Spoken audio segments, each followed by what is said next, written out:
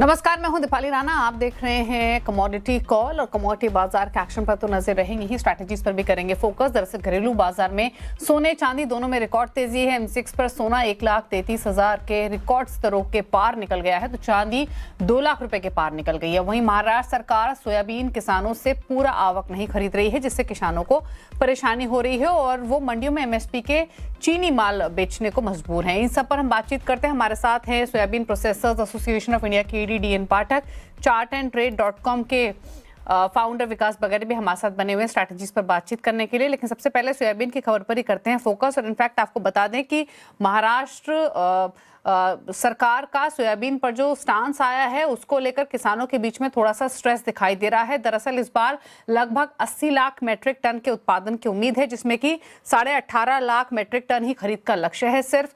और ये लक्ष्य भी टर्म्स एंड कंडीशंस के बेसिस पे है, जैसे कि फसल में नमी जो है वो 12% कम होना जरूरी है, क्वालिटी अच्छी होनी चाहिए।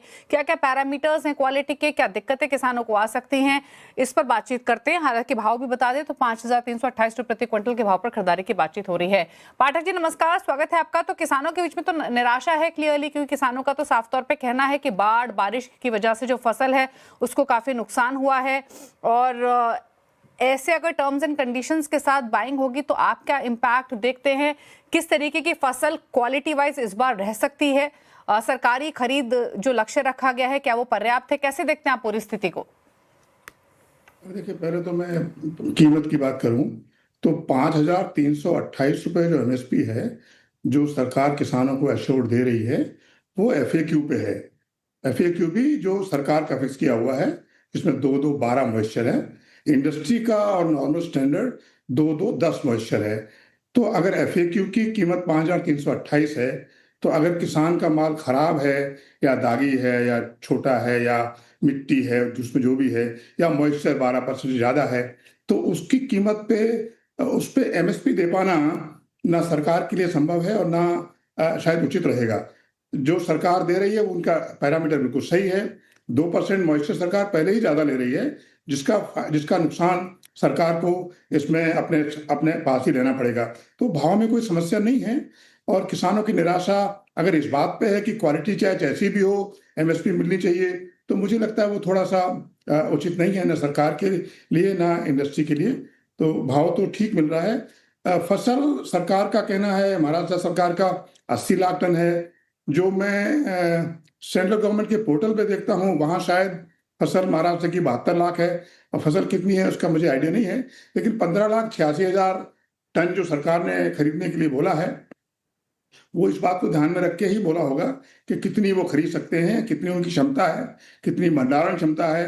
जी, किसान तो राहत की बात भी कर रहे हैं, सरकार को थोड़ी राहत देनी चाहिए। आपको लगता है कि सरकार राहत दे सकती है इन फ्यूचर, या फिर राहत मिलनी चाहिए जो भी स्टैंडर्ड्स या नॉर्म्स सरकार ने तय किए हैं? देखिए, सरकार तो ओमनीपोटेंट है, कुछ भी कर सकती है। अगर सरकार किसानों को राहत देना चाहती है तो वो सरकार पे कोई रोक तो है नहीं। अगर वो एमएसपी दे सकती है, चाहे भाव कोई भी हो, तो सरकार किसी भी तरह की राहत दे सकती है। अगर सरकार चाहे तो अपने स्टैंडर्ड गिरा के माल खरीद सकती है।